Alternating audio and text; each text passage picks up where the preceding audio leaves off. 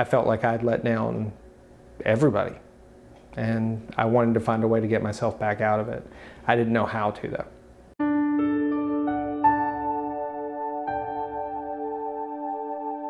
For the longest time, I was actually sleeping in a car down by the train tracks, and then in the woods in a tent, and that's when this happened.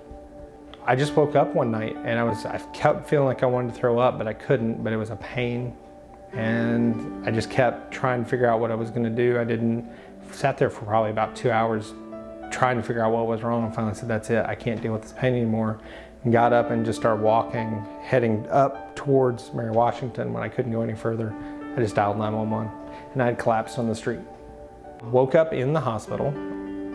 Once all the symptoms went away, they were like, okay, now we got to find a place for you, because physically you're still weak, you don't need to be out on the street. Mary Washington Hospital social worker came to me and said, we've got an option for you that'll work, that doesn't cost you anything, they'll give you a couple of weeks to get your feet back under you. Micah is a nonprofit in Fredericksburg that works with the street homeless. We provide a number of services that offer holistic care to people who are living on the street. Heath is a client that started out at our residential recovery program. The residential recovery home is a program that was established to give folks that are homeless a place to live once they've been discharged from the hospital, to recover from whatever illness that they may have.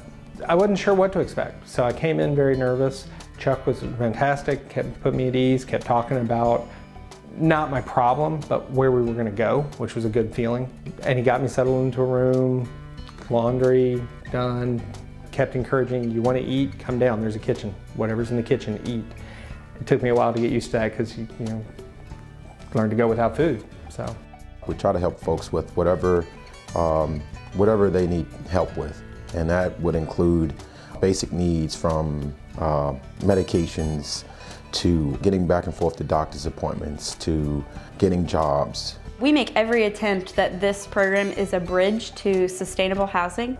The Rappahannock United Way provides funding for 2 of our critical programs, the Residential Recovery Program and our Step Forward program, which is an employment program. Heath is a former client who has come through the program, who worked the STEP program, did get a job, and then also moved into housing. So what I would say is a success story, one who utilized basically all the services and now is functioning on his own. Support for programs like Micah's programs, it provides that critical safety net that makes it possible for people of all levels to go forward and exist and be recognized as human beings.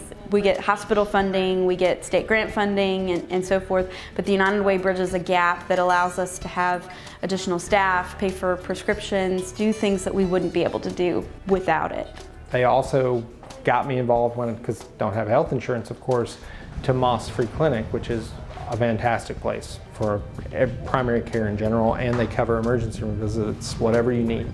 Just knowing that there's a group out there that is willing to step in and try and fill those gaps, not because they have to, but because they believe it is what we should do as people. I'm in a better place because of this, because of knowing these people. The help that we get from the United Way is tremendous in so many different ways. One of the staff members actually saw me both times and said, "You are such a different person." He said, "You smile, you laugh, you talk." I believe in the power of people again.